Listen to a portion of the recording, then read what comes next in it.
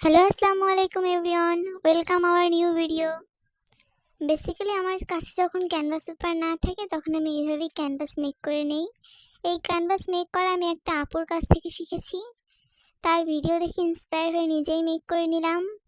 এইখানে আপনার বেসিক্যালি আপনি সব কিছুই আঁকতে পারবেন, কোনো প্রকার সমস্যা হবে না আশা করি।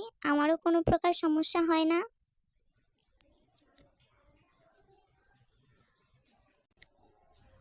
আমি এটা কার্টুন দিয়ে মেক করেছি, আপনারা চাইলেও কার্টুন দিয়ে মেক করতে পারবেন, ছোট বড় যে কোনো সাইজেই করা যাবে।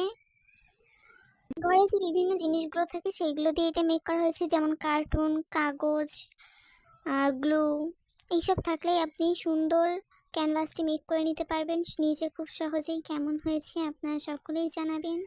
ধন্যবাদ।